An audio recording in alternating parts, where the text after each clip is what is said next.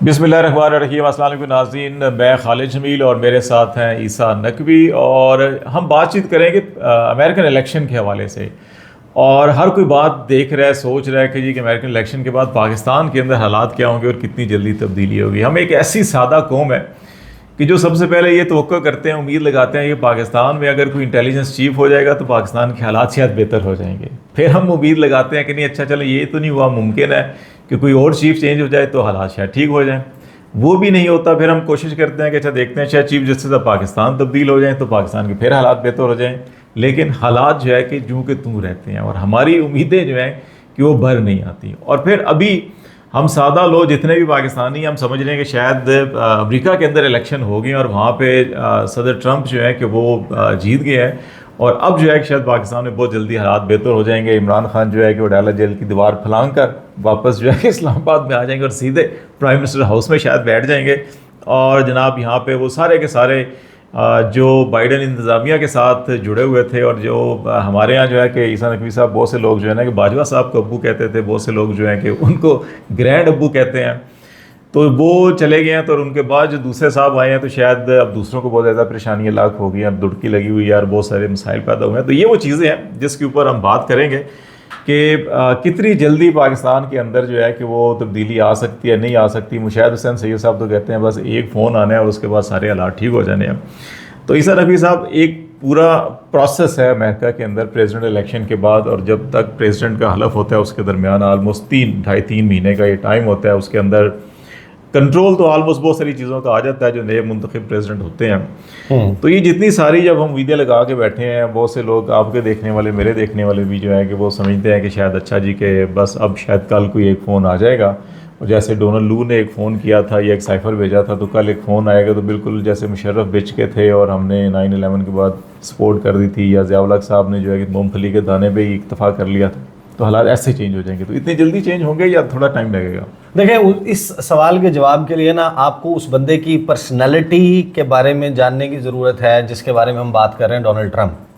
मैं आपके सामने कुछ एग्जांपल्स रख देता हूँ और मैं तबसरे देख रहा हूँ बहुत सारे लोग शायद जाहिर है कि जब एक टॉपिक आ जाता है उसके ऊपर बात करना बहुत सारे लोगों की मजबूरी बन जाता है। हॉट टॉपिक होता है, ख़बर होती है, उससे रिलेटेड लोग जानना चाह रहे होते हैं, तो फिर हर बंदा एक्सपर्ट भी बन जाता है।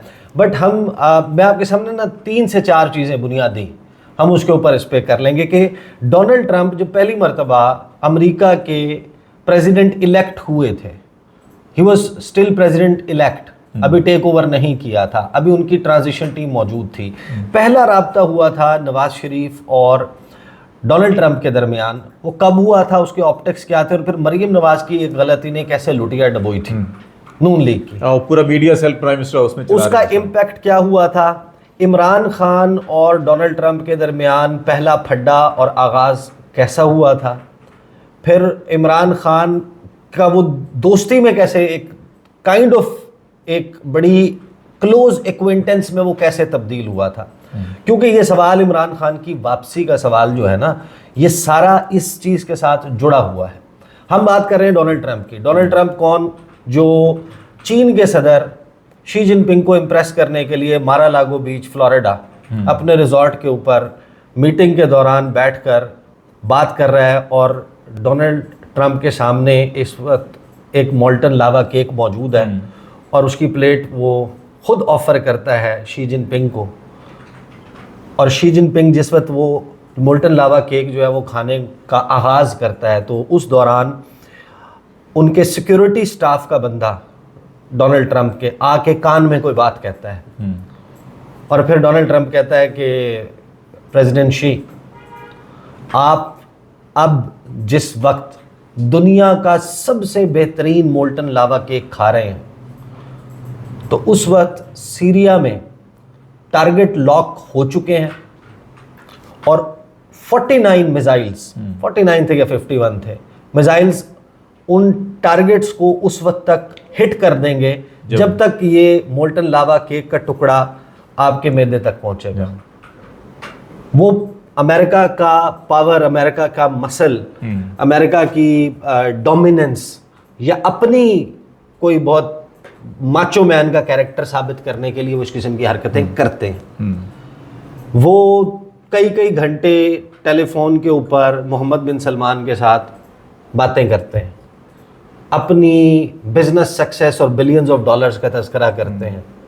वो शख्स है जो स्टेट डिपार्टमेंट को और ministry of external affairs, Rashtrapati Bhavan new Delhi, उनके इल्म में ये तो होता है कि ये प्रपोजल कहीं पर है, लेकिन डिसीजन नहीं हुआ इंडिया के रिपब्लिक डे का। लेकिन अचानक सुबह वो उठते हैं स्टेट डिपार्टमेंट के लोग, अमरीकी महकमा खारजा के और भारतीय जो मिनिस्ट्री है एक्सटर्नल अफेयर्स की, वो उठते हैं और वो देखते हैं कि वो ट्रंप ने अनाउंस कर दिया कि मैं रिपब्लिक डे ऑफ इंडिया पे दिल्ली में चीफ गेस्ट होऊंगा। अनकन्वेंशनल बंदा है ना, बिल्कुल एक डिफरेंट किस्म का आदमी है, वो रिवायती पॉलिटिशियन है ही नहीं, टाइप का वो जो दिल में आया कर दिया, वो डीप स्टेट का ट्रेंड है ही नहीं, वो उनके साथ पुराना इंटरेक्ट करने वाला है ही नहीं।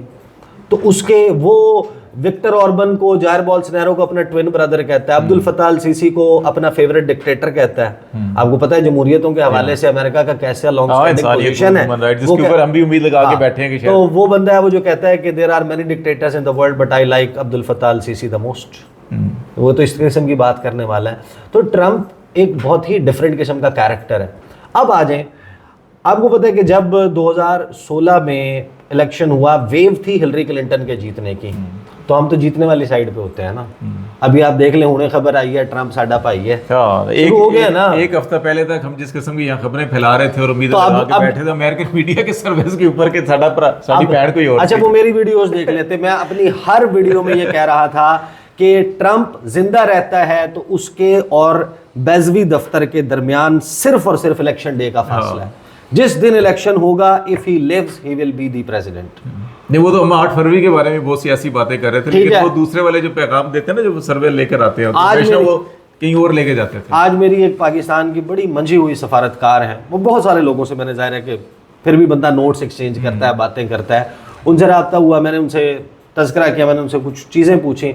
उन्होंने कहा कि देखें अभी भी सवाल तो मौजूद है, इफ़ ही लिव्स टिल 20 जनवरी, ये चीज़ें मौजूद हैं। अब आ जाए ट्रंप के हवाले से, फिर पाकिस्तान के हवाले से। 2016 में सबसे बड़ा मामला क्या चल रहा था? पनामा का इलेक्शन होने वाला था, हिलरी क्लिंटन की वेव थी, वो विस्कॉन्सिन तक हार गई। स्विंग स्टेट्स तो छोड़ें, जो 1982 से कभी सुर्ख हुई नहीं थी, नीली थी, वो स्टेट भी सुर्ख हो गई, रिपब्लिकन वहाँ से भी जीत गए। तो बड़ा सेटबैक था। हम अंदाजे कुछ और लगा के बैठे थे, फिर हमने रिकैलकुलेट किया। उस वक्त जो ट्रांजिशन टीम थी उसने by the end of November Mian Muhammad Nawaz Sharif और डोनाल्ड ट्रंप का राब्ता टेलीफोन के ऊपर इस्टेब्लिश करवा दिया। मौजें थी भाई। अब मौका क्या था? होता यह है कि अभी काउंटडाउन शुरू हो गया है कि शहबाज शरीफ के हिस्से में ये राब्ता कब आएगा। लेकिन बैकग्राउंड बता देता हूँ, उससे आपको समझ आ जाएगी कि हम किस बंदे की बात कर रहे हैं। वो जीत के नशे में सरशार वो बंदा जो उस वक्त किसी और ही महराज पे था, जिसने अपनी ज़िंदगी में कभी ये नहीं कम से कम सोचा होगा कि मैं वाकई I will make it to the, जिसको ये नहीं पता कि प्रेसिडेंट है कितना पावरफुल। उस वक्त में नवाज शरीफ का और डोनाल्ड ट्रंप का टेलीफोन पर रब्ता होता है, और डोनाल्ड ट्रंप अपने सफारती अंदाज और अदाब तो है नहीं उसमें, वो अपने हिसाब से कह देता है कि ओ मियां मोहम्मद नवाज शरीफ, you are a wonderful man of a wonderful nation and I'm sure that this country can progress under your apt leadership वगैरह वगैरह। अच्छा, इसका जो ट्रांसक्रिप्ट, आपको पता है कि ये जब टेलीफोन कॉल होती है, दफ्तर खारजा का स्टाफ, उसके जनाब नोट्स, उसका लफ्ज़ उसका जो है ना वो रेपर्टायर लिखा जा रहा होता है। उन दिनों मरियम नवाज साहिबा के पास एक सेल हुआ करता था, media cell, prime minister office का। वो आपको याद है, वो फिर वो डॉन लीक्स, जो कभी टॉर्चर सेल और कभी क्या से क्या डॉन लीक्स, और वो उसके किस्से वो दानियाल अजीज भी सुनाते हैं। अब जब उनके सामने आया ना ट्रांसक्रिप्ट कि डोनाल्ड ट्रंप ने मियां मोहम्मद नवाज शरीफ को कहा है wonderful man of leader of a wonderful nation और इस किस्म के अल्फाज, उन्होंने कहा, ये ट्रांसक्रिप्ट आ गया पाकिस्तान की एस्टैब्लिशमेंट के सामने, फौज के सामने, जरूरत ही नहीं है पनामा में नवाज शरीफ फारिग हो। गलती क्या की? पूरे का पूरा ट्रांसक्रिप्ट एज इट इज छाप के मीडिया को जारी कर दिया। Can you imagine? हमारे सामने जिस वक्त हम इसको रिपोर्ट करते थे, हमारे सामने वो ट्रांसक्रिप्ट आया, हम ऐसे आंखें खोल खोल के मल के आंखें देख रहे थे कि ये वाकई अमरीकी सदर जो है वो नवाज शरीफ के बारे में इस किस्म की बात कर रहा है और वो, but that was a blunder.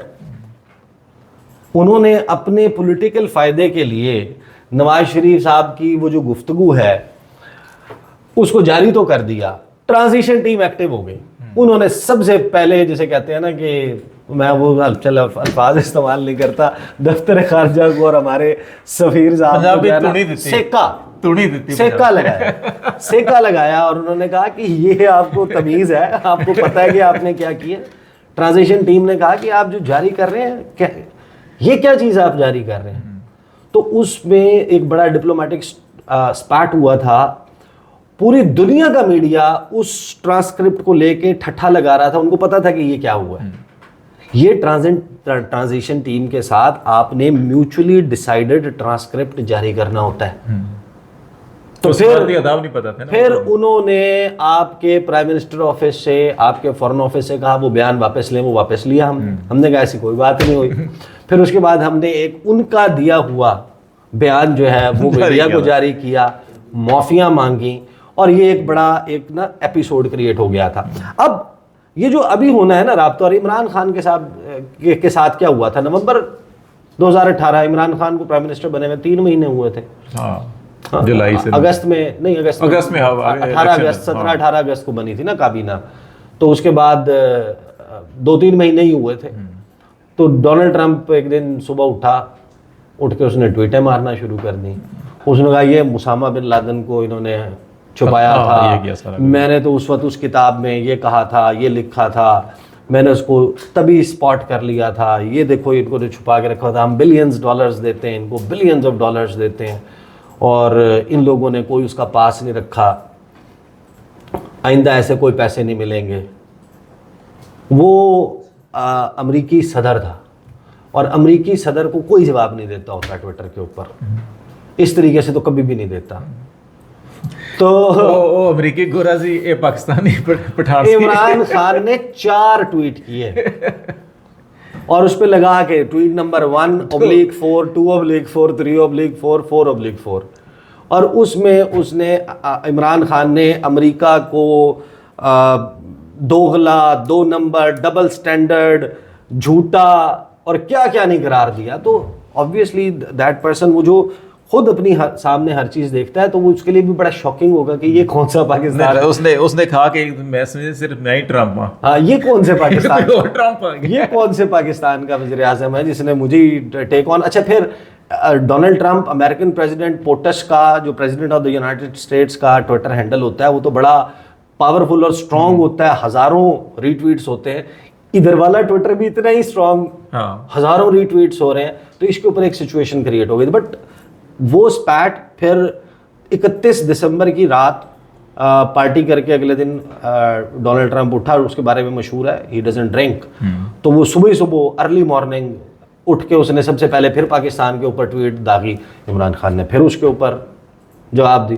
ये एक ऐसा सा रिलेशनशिप बिल्ड हुआ था जिसपे पाकिस्तान के सफारत खाना, दफ्तर खारजा और इसके लोग जब हमारी उनसे मुलाकात होती थी वो सर पकड़ के बैठे हुए थे। उन्होंने कहा कि ये this relationship isn't going anywhere. और लेकिन वैसे वो मेरा तजर्बा है कि हमने कई दफ़ा सहाफ़त में भी देखा कि जब पहली दफ़ा किसी के साथ जो है ना किस किस्म का जाके मैच पड़ता है ना, पंजा आजमाई होती है, तो उसके बाद जो तल्लक बनता है वो फिर आपका ऐसा एक पायदार तल्लक बन जाता है कि फिर आपको बीइंग ए जर्नलिस्ट हमने सबसे अच्छी खबरें जो है कि उन्हीं लोगों से मिली जिनके साथ पहले सारी जाते हैं जनाब हमने मैच। लेकिन फिर जुलाई का महीना भी आया ना 2019 का, जब जुलाई का महीना आया तो फिर चीज़ें जो है वो ड्रास्टिकली चेंज हुई। जो फर्स्ट पर्सनल इंटरेक्शन था जिसमें ट्रंप की बीवी कहती है मैंने इसके साथ तस्वीरें उतारनी है, वो उसको देख के कहता है कि ये तो बड़ा हैंडसम आदमी है।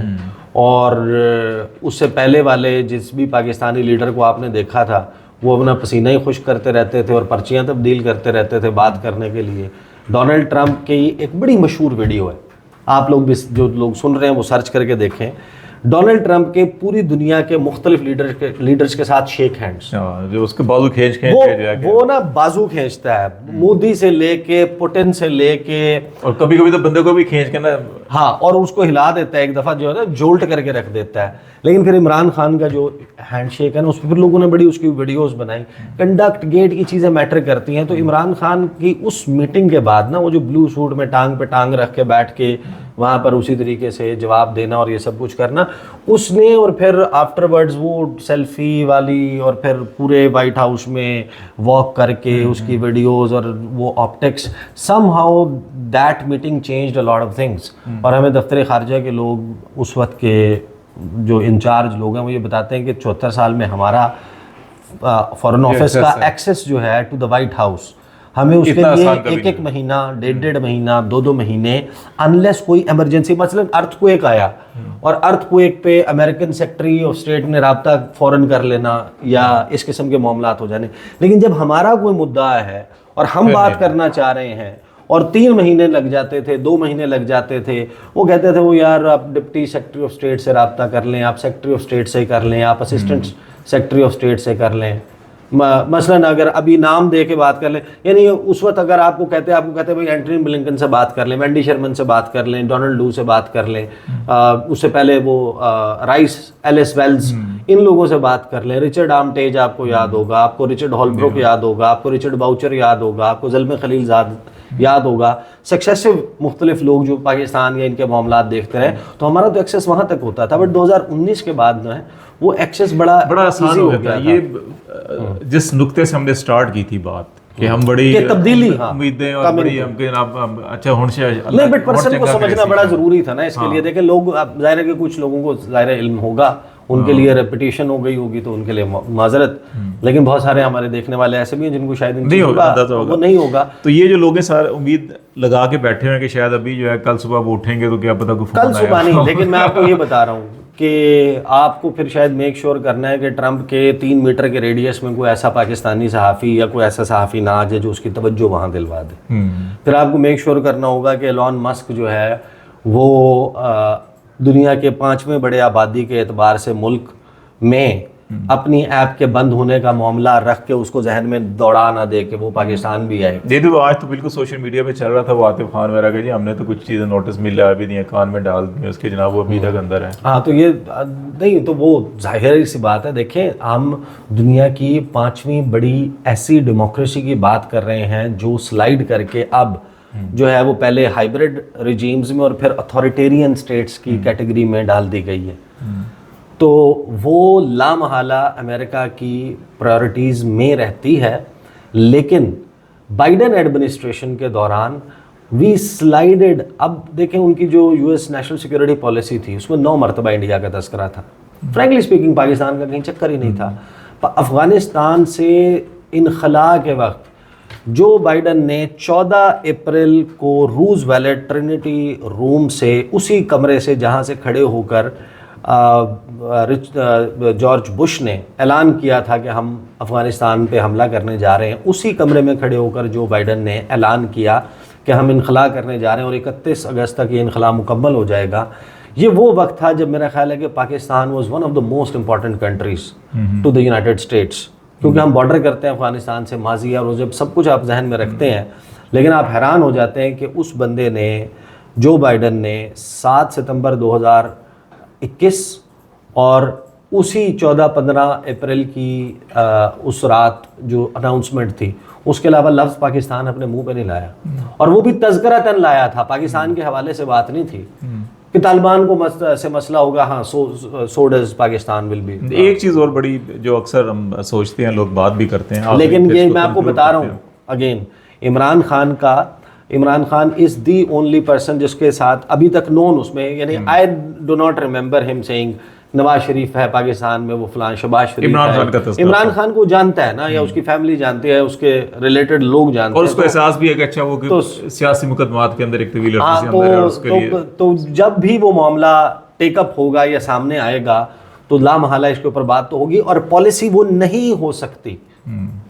जो बाइडन वाली पॉलिसी नहीं होगी, इस एडमिनिस्ट्रेशन की पॉलिसी उससे डिफरेंट होगी। कितनी डिफरेंट होगी, ओनली टाइम कैन टेल। कौन अपना पुल फैक्टर, कौन अपना ज़्यादा डिप्लोमेटिक प्रेशर, क्लाउड, असर रसूख, अपनी पर्सनालिटी का करिश्मा इस्तेमाल करके ज़्यादा अच्छा उसको पुल ऑफ कर सकता है, ये टाइम। एक चीज़ है, आखिरी चीज़ ये है कि एक तो बहुत से ऐसे लोग होते हैं जो शाह से ज़्यादा शाह के मसाइब होते हैं, और बहुत से ऐसे लोग भी होते हैं कि जो खुद देखते हैं अच्छा हवा का रुख किधर है तो पहले खुद ही बेच जाते हैं। तो हमारे यहाँ कोई ऐसा एहसास भी आपको नज़र आ रहा है कि अच्छा यार उनके उधर है हो गया तो चलो कोई ट्वीटा श्वीटा करिए, कोई मैसेज भेजिए, कोई अपनी जिंदगी गल करिए, कोई जो कहिए जनाब मेहरबानी कर दो, या समझो नहीं मेहरबानी हो रही तो फिर ऐसी आप ही उस तो पहले वो कहे ऐसी आप ही मेहरबानी कर दी। तो एब्सोल्युटली यस, नॉट नहीं।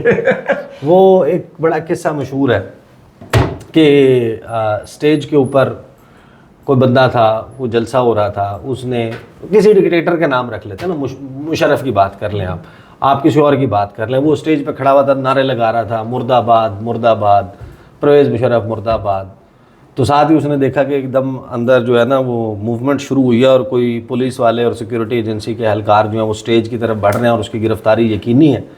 तो उसने फ़ौरन ही नारा लगाया, हुणे खबर आई है, मुशर्रफ साडा पाई है, हुणे खबर आई है। तो यहाँ पर आपने देखा नहीं, नोट नहीं किया कि वो लोग जो उसको demagogue, dictator, ट्रम्पियन style of politics, ताने, वो कैपिटल हिल, वो हमला, इस सारे के ऊपर ताने दे रहे थे उनको, उनके लिए जो है अपना कज़न भाई, एक जैसी फैमिली, हाँ, एक जैसी सियासत, तो वो सारा कर रहे थे। तो अभी वो क्या हुआ, वो तब्दील हो गया ना।